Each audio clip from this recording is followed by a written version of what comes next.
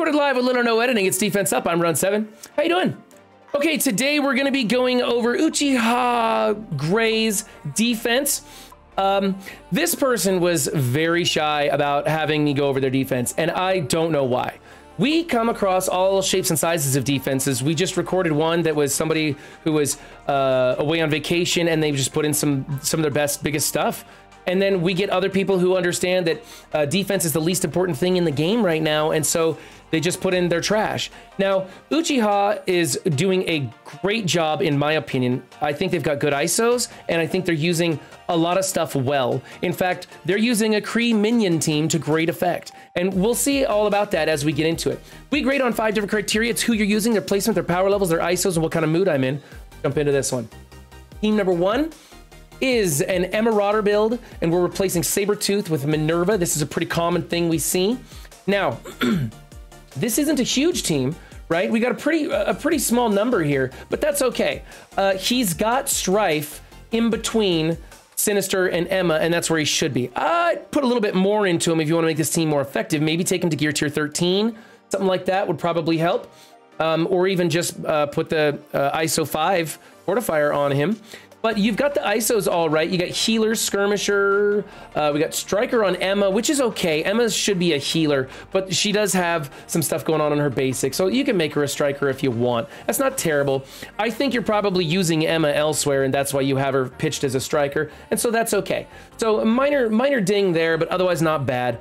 Your placement is a little bit wonky. I'd like to see Minn-Erva away from Strife. Maybe put Emma next to Strife. She's tough enough, she can take that splash damage. And then that means that when Mystique copies and clears and copies effects and gives it over to Sinister, he can spread it back to the rest of the team. You're not missing out on any of those evades or maybe deflex or whatever it is she has. I think it's evades. And then, of course, you're saving Minn-Erva. You want her to stay alive because in case they get through Strife, Minn-Erva will revive him, which is a good fit. If your Strife is a little bit small, Minn-Erva's a great pick for this team to fill it in. It is an older team. It's got lots of counters. It's not something you should invest highly in. But hey, I don't think you're doing too many things wrong here. I think this is a B+ team. Not bad at all. A lot of tweaks you could do to make it better, but no big mistakes here. Team number 2 is the Asgardians. Now, this is an automatic F for me. If you are working at a very low war level, it might still be valuable because newer players don't have the symbiotes. But this is the second time around for Jubilee, I believe. Maybe the third time around for Jubilee. And then you've got the Web Warriors, which are coming into play soon. You've got X Factor, which is another speed team. They're not as effective on this team, but any of those speed teams that work off of Greg, you don't want to do it. By the way, if you don't know who Greg is the summons of Hela. We all called him Greg, and the developers titled him Greg in the dev files or something, so he's Greg. Anyway, it's the undead whatever she summons. So I don't like this team on defense because you can use Hela on like a supernatural build, or you could use her with new warriors with Loki. There's all kinds of things you can do with them. You can take Thor and put him on the wave 1 to great effect. This is just a dead team. It is so easy to beat in war, and you can use these 3 people and get a lot of value out of them. It's an extraordinary waste. Bench these 2 people. They don't really fill in anywhere. I do see some people use them also on a wave 1 with Thor in place of Black Widow or something like that, maybe. But like I said, this whole team should either be benched or has a lot of value elsewhere. So don't use this team on defense. This one is an F for me. However, that being aside, you've got pretty good ISOs on there. I don't think Sif should ever be a fortifier, although again, she's a bench character. She should be a skirmisher, or probably best would be a raider. He should also be a raider. And then Thor should be a raider also. Striker's not a bad pick just for the overall damage boost. Otherwise, these 2 are great. If you are running this 5-piece, if you're in a newer alliance and you're, down in like Silver 1 or something like that, and you want to run this team and you think that it's not going to get killed, you want to make her a striker the way this team works, because Loki places a vulnerable on the opening move. With the 5-piece only, he places the vulnerable on the opening move. She goes into it and does a double tap. But that's the only reason you'd make her a striker. Otherwise, raider. Yeah, raider. Okay, so that's an F on that one. And then number 3 is the Mercs with a Shuri build. Is a commonplace build. I like your placement. I like who you're using. You absolutely have to bring up the power level of your Merc Lieutenant. You're running him as a healer. That's not necessary with Shuri on the field. He should be a striker.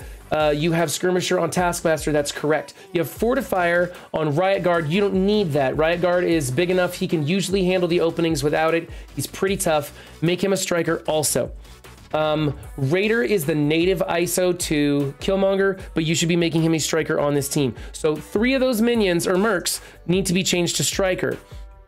However, you could alternatively consider doing something like replacing Shuri with Ultimus and replacing Killmonger with Korath the Pursuer or Bullseye or something like that and making them strikers. And then you wouldn't have to change this investment if you want.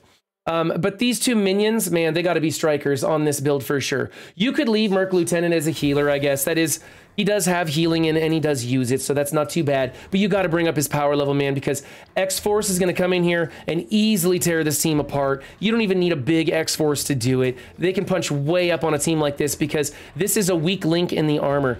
All of your mercs have to be at a similar level to avoid that going under 50%. For the X-Force. Once you get up over like 500, you don't have to worry about the X-Force anymore. X-Force doesn't scale that well, and then it's a matter of avoiding damage from the Skilletary team or other stuff, which, you know, now we have Magic in the game, and she's coming in with the Uncanny. Uncanny's gonna dominate this team like they used to. You know, we're seeing some pretty big Merc teams, and Uncanny should probably be able to handle them now that they got revitalized a bit. There's a lot of stuff that beats these teams anymore, so the Mercs isn't a great investment anymore, but make this one work. Build him up a little bit more. Well, get the stars on him. My goodness, that's probably your biggest problem. Get those stars on him will help. That's just a farm. You could do that. Team number 4. Oh, did I not grade this? Because the chink in the armor, you're wasting the entire team. It can be easily beat, and I'm going to give you a C- for that. You're well, those ISOs are pretty bad. Almost a D+. I'll give you the C-. I'm feeling generous today. Team number 4 is a Pimtec. Pimtec's a filler team, and you have great ISOs. The only thing that's wrong with this is the placement. I'd like to see you put swap places with Stature and Ghost. Put those dodgy people on either side of Yellow Jacket so that when either dad or daughter are taunting, it's harder for people to chain around into Yellow Jacket. Other than that, this is great. You're not over-investing in anybody. You can take Ghost right on up for some other stuff. It is kind of important. They do unlock some stuff. They have raid lanes and things like that. But don't over-invest in the entire team, which you have not. I think you've invested in the rest of the members plenty fine. If you wanted to make this team a little bit better, you could take out Wasp and throw in Ultron. That might be something to do if you really want to make this defense more powerful. But you're not doing anything wrong here. Placement tweak is all there is, so A- on that. Team number 5, here's your Ultron, look at that. I don't know what this is. I have no idea what you're doing on this one. You do have some really good teams, some really good ISOs on these tunes. Raider on Sabretooth is correct. Raider on Punisher is a secondary pick. I think you should go Striker on him because if you put him on that Skilletary team, he's going to want to triple tap. Shocker can be a striker, but I kind of like him as a skirmisher or even a raider. Doesn't matter. Any of the big 3 works for any of the Sinister 6 sub guys. Striker on Ultron, that's right. And then Striker on Wolverine is a good one. He does get speed up on his basic assist, so that's really good. And yeah, make him war ready. I think you should switch Punisher. But this team doesn't have much synergy. This is kind of just like whatever you had left over thrown in on a team with Ultron to give him a little bit of a boost. Not bad. You're making things work with it. I think that you could probably take Wolverine off of this team and do something with a Hero Brawler build. I've saw your Blitz rotation. You sent me those picks. And I'm thinking Wolverine with Miss Marvel and some other hero brawlers like Ghost Rider, because you don't have those teams finished out, but you do have some of those hero brawler built. You could make a good offensive or defensive hero brawler team with those newly revitalized characters. So for now, you're not doing anything super wrong here, but you got way better builds that you could do with this. I'm just gonna go with probably just a B-. It's nothing to get excited about. Okay, wave 1. here we go. This is where Thor goes, right here. Get rid of Iron Man and put Thor in here, and then you can invest in this team. It still has some value. It is over the hill twice, though, so don't go crazy on it. But, you know, take it up to like 250, 350K. Probably match where you're at in war, and you'll maybe get some DVs, or at least get some people punching down into it. It's not a horrible team, really. I kind of like them. You have healer and healer on your tanks. That's good. Skirmisher striker on the couple that works together. That's fine. You're going to put Thor in here as a raider and get rid of Tony Stark. He's trash. Only thing you need to do is change your placement. So you will swap places. Let's see. It's actually got a big placement change. So you're going to go Hulk and then Iron Man, or Hulk and then Captain America. Then you're going to go Black Widow, then Thor, and then Hawkeye is how your placement should be. So character swap, placement swap. I can give you an A for that team. Go ahead and invest in them a little bit more. Bring them up, like I said, 250, 300K for where you're at in war. I think you'd be fine. It's not anything too bad. I'm gonna give you, for this, I'm gonna give you a C+, because Tony's killing you. Tony Stark's just killing you. Not a ton of synergy there, just maybe with Cap and stuff. But if you can get Thor in there and fix that placement, I could give you an A. You're not really doing anything too much wrong. Okay, team number 7. Here is a Guardians build, and you put Karnak in here instead of Star-Lord. That's interesting. I don't know why Star-Lord isn't in here. This team falls apart without Star-Lord. Of course, this team falls apart with Star-Lord. This is a junk filler team. I don't think you should do anything with it other than, you know, if you unlock Star-Lord, get him in here. Let's see. You've got healer on Groot. I don't like that. I think he should be a skirmisher. Raider on Rocket. That's okay. He should be a striker when you get Star-Lord in there, and then you get these combos off of Groot. But Raider is a secondary pick, is fine. Karnak's trash. He's just trash. Antenna girl, she's whatever. You can run her on this team and stuff. Just don't invest in this team. You know, if you want to get Star-Lord in here, like 30K or something, just for something to look at, I guess. It's not going anywhere. It's not stopping anything. It's better than shield guards. You do have not the best ISOs, not the best people. It's kind of junk. I'm just going to give you a C for it. It's pretty meh. Don't invest in the team. Just let them be until you get something better to replace them with. Okay, over here is, see here we got some other stuff going on. So you have part of your Shadowlands going on here. You have some trash tunes over here with these Hydra guys. They're garbage. Medic she's garbage too now. The only thing of real value, I think, for you is, I mean, Elektra on a Shadowlands build, but that's more of a luxury pick. They're going to be way over the hill by the time you get to that team, so don't invest in Shadowlands at your level. But you do have, what's his face? Ghost Rider. Gosh, slipped my mind. Ghost Rider as a striker.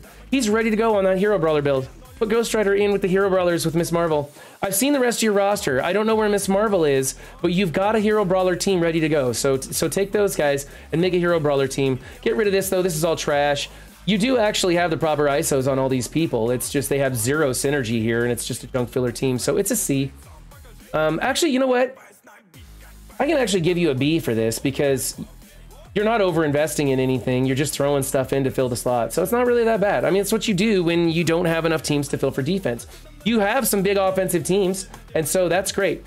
Here's that Cree Minion team I was talking about. This is better than shield guards. This is what you do with the Cree Minions. You toss them in here to fill a slot that somebody has to attack into. It's nothing to get excited about. You can build these guys up big enough to unlock Fury. You know, when you get the stars on them or whatever, I'd take them up to their max minimum level, or their minimum maximum level, whatever. Min-max them so you can get Fury, and go ahead and keep this team on defense. It's fine.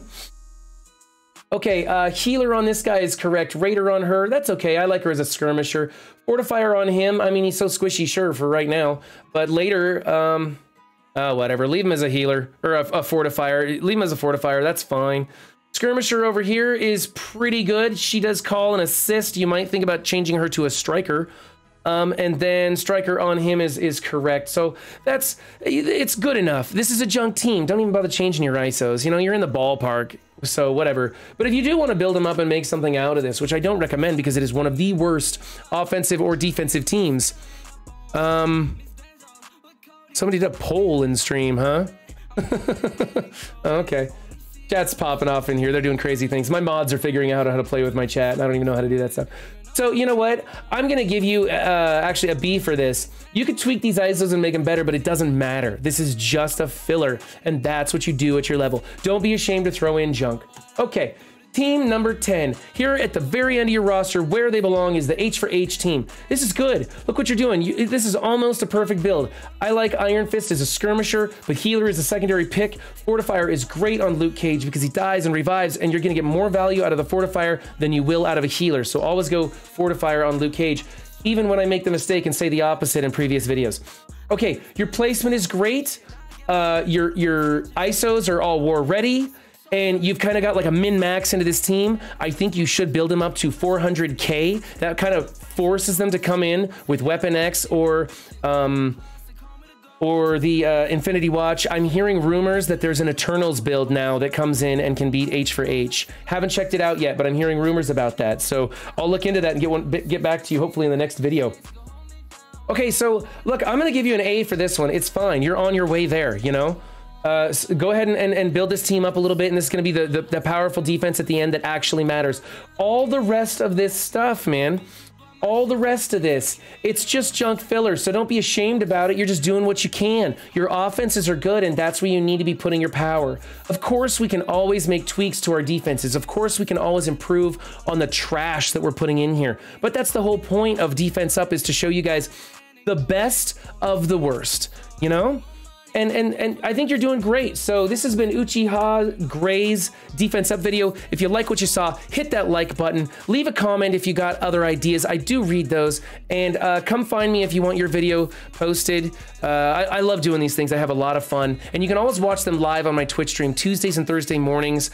We come and record these live if you want to be a part of the conversation. Chat's been going nuts today, trying to like heckle me and stuff while I do this. We're having a lot of fun. Remember guys, don't just have a good game, be good to yourselves and others too, and I'll catch you next time. Bye.